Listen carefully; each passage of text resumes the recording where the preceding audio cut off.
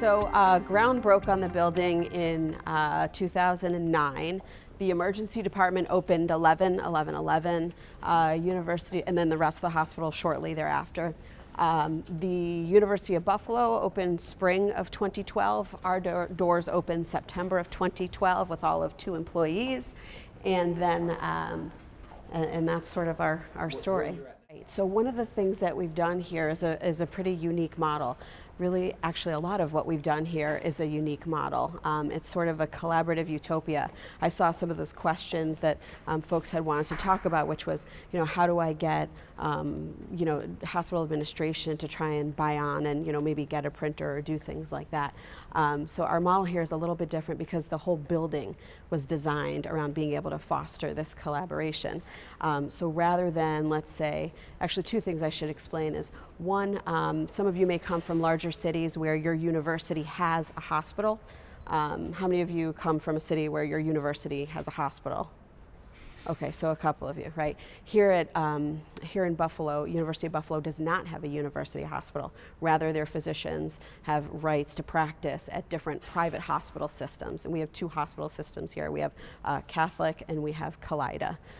You're in a Kaleida facility. Well, not right now. Right now, you're in a different part of the building, but it's a Kaleida facility. So, so the bottom 4 floors are actually the hospital. So what you're looking down onto right now is the top floor of the hospital. And obviously we've got all the specialists here. The idea was at the old hospital, you had folks in cardiac and folks in neuro and folks in peripheral and other vascular specialties, and they were in all different parts of the hospital.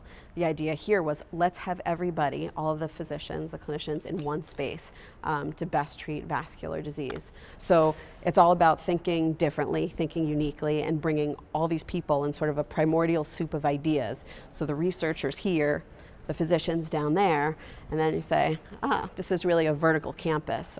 So it's a sort of this collaborative utopia where folks can then come to, where do they come? They come to the Jacobs Institute. We think of ourselves as a playground for innovation. It's where everybody can kind of meet and congregate and bump into each other, and it often happens. The physicians will come up, to grab a cup of coffee, bump into Dr. Ionita, and then before you know it, they may be talking about some new model that needs to be made for some specific case, and then working with Karen and with Rick. So it's really sort of a unique model we have here. So we recognize that, and we understand that when we're talking to you about what the difficulties you might face with your own university or with your own facilities, that it's a little different here. But having said that, there was a lot of collaborative work to laying the foundation and getting the administration downstairs even to become interested in 3D printing. And you'll learn more about the history and how that sort of evolved shortly thereafter. But just to sort of understand that this is really a vertical campus. So rather than having the hospital in one place, the university on another part of campus, and then a medical innovation center somewhere else, we're all here. It's one-stop shopping. So we do a lot of things in terms of, we collaborate with industry. We actually work with their executives, their sales representatives, and their engineers to educate them about what we're doing here with vascular disease. Here, obviously, we provide a unique opportunity because folks can watch surgeries, and then they can come up into our space, and then they can practice surgeries or try and understand more. We use, I don't want to walk into anything, use the 3D models to educate them. So give them an opportunity at hands-on experience without having to touch a patient. So that's our big selling point here. We also try to educate them about devices, so they'll come, and sometimes they'll come and bring their devices and actually be able to try having their folks use them on the 3D model so that they're having a first-hand experience at understanding, oh, I designed one tine on a stent retriever, and worked on that for 3 years and didn't really see anything. Well, how does that tine actually work? How do things really work inside of the body and inside of models, and be able to see them firsthand so they can make product improvement designs? We also work with industry in that maybe they have some sort of a project or a Lazarus project that they want to revive, and they want to be able to test it here. They can actually test their designs in our 3D models. So that's another big part of what we do. And we'll sort of walk in and show you a little bit more about our space. So someone had said, and I can't remember who, I think the gentleman in the black zip-up, said you were a medical Artist. So here we have actually a gentleman who, he's not in there right now, but he started off as a medical illustrator and moved on into graphic design, etc. But he also does video production. So one of the things that also makes us unique here is 2 of the neuro labs downstairs are actually wired up into our boardroom. So again, we can show a big group of you a surgery live, just with a few presses of a button. You can actually watch a surgery live. We can actually mic up the physicians so that you can have two-way communication with them and understand, oh, you're using this device, why are you using that instead of this one, etc. So again, providing more information and collaboration. One of the other things that we do, so in order to do this training for the physicians, we bring them into our lab space where we're using the 3D printer. Our 3D printer is actually over there, so we're going to have you sort of all turn that way. Is there. That is our Stratasys 3D printer. The JI was actually designated by Stratasys as a center for excellence in healthcare, and that's where Karen and Rick spend a lot of their days printing out models for industry programs, because industry will say, hey, we've got a group of 20 physicians coming to you from all over the country or all over the world, and we need to do this many stroke surgeries. So they'll say we need 32 models printed for this particular training session that usually lasts about 3 to 4 days, depending on what the industry client would like. So then we have our lab set up, and you guys will come in here soon, but just to sort of give you an idea for what this looks like. This is how our training lab is typically set up for industry. We have, as you can see, a 3D model set up and hooked up to a flow pump so that it can simulate blood flow. And you all will come in here later and have a chance at some hands-on and some closer up demonstrations. But just so you can see, this is what we can offer them. So we're more like boutique. Medical industry, they may typically go to a conference room in Las Vegas where they can train 100 physicians at once. But the difference is they're not right above a hospital. They don't have 7 physicians that they can grab at any moment, and they certainly don't have a lab like this at their disposal with biomedical engineers, at the ready. So that's sort of our advantage and what we offer. Over here, this is part of what will be, right now this is where the biomedical engineers are, typically cleaning out the models once they get them. Again, you'll learn more about some of these steps. But so you'll see lots of models, all different sorts of places. And they may address this in their presentation, but typically, because the Jacobs Institute, our founders are neurosurgeons by training, we really started off in the neuro space specifically for many years. And then we had this one instance where we had, Rick was actually our summer intern, and he wanted to 3D print a heart valve for his summer internship project, and we said, this is a 9-week internship, but okay, Mr. Ambitious. And the way that we work here, we don't say, oh, we're going to handhold.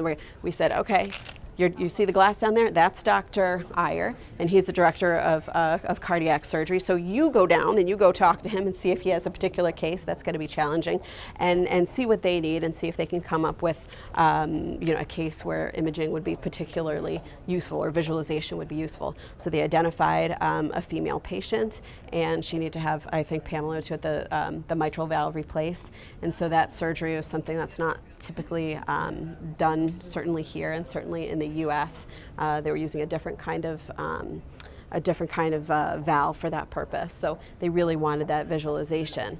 And so there was a lot of opportunity for the intern from the JI to go down into the lab, then work with the researchers and the 3D printer, which was upstairs, and then all this sort of back and forth and collaboration and reiterating the design, and then working with Stratasys to actually 3D print the heart, which was then mailed here. And then Dr. Iyer performed the surgery on the 3D printed heart model just 2 hours before he had to perform the surgery on the patient. Again, all in one building.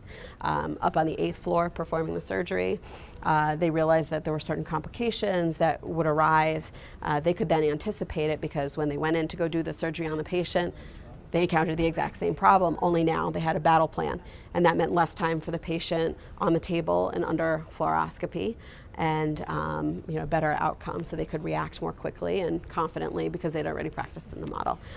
So in any event, so this is where they sort of do their magic, and we've got a lot of different things. So with that one cardiac case, then the rest of the cardiacs are, oh, I want a model. I need a model for this. I need a model for that. And then the peripheral surgeons have also now heard about it, and they've done a couple models for AAAs for abdominal aortic aneurysm, and working with that industry client to actually get the stents here so that the physicians can practice ahead of time, and they document everything. The engineers are in here with them for hours in this lab. So again, that's that easy access point that the Jacobs Institute provides, is that center point. Yes? I realize there are different rooms, but overall, how much square footage would you say has been devoted to your 3D printing lab? To 3D printing, well, the Jacobs Institute itself is about 21,000 square feet, and I would probably put it at largely this area and the training lab. But we also work with University of Buffalo in their lab upstairs. So, altogether, it probably is somewhere between 10 and 15,000 square feet between the two of us. Because we relied very heavily on the university prior to getting our multi-material 3D printer, multicolor 3D printer. Yes. Are these 3 rooms all part of 3D print specifically? They're part of, it's actually called our I2R, or Idea to Reality Center. And it actually consists of, this is where they obviously clean out their 3D models. Those blue and white machines you can see there, those are actually balloon catheter manufacturing equipment. We applied for a grant through New York State and received about $4 million, or a promise of $4 million. And so what we've done with our first tranche of money is to get this balloon catheter manufacturing equipment as well. That's something that Karen is also quite familiar with, if you want to ask her about that. Obviously the idea is, well, we would need balloon catheters to maybe deploy some of these devices inside of these endovascular 3D printed models. So, so that's part of what we're doing here. Idea to reality really being that we are going to be a proof of concept center where an entrepreneur with an idea for an endovascular medical device can come to the Jacobs Institute. We can very quickly vet that through our neurosurgical specialists. Once those ideas are then vetted and approved, we can prototype them, test them in. We also have a medical simulator, which I'll walk you around to. Actually, I'll walk you this way. So also part of the I2R, or Idea to Reality, is being able to test devices in 3D models, but also in medical simulators. So we do have a top-of-the-line medical simulator as well. And that's sort of all the steps we understand that people will need to take when they're trying to bring their idea to reality. So this is just another part of the I2R, of the Idea to Reality Center. This typically will hold our medical simulators. So when you're thinking about 3D printing programs and simulating and training programs for your own purposes, the physicians, they love the 3D models and the very obviously real feel that it has.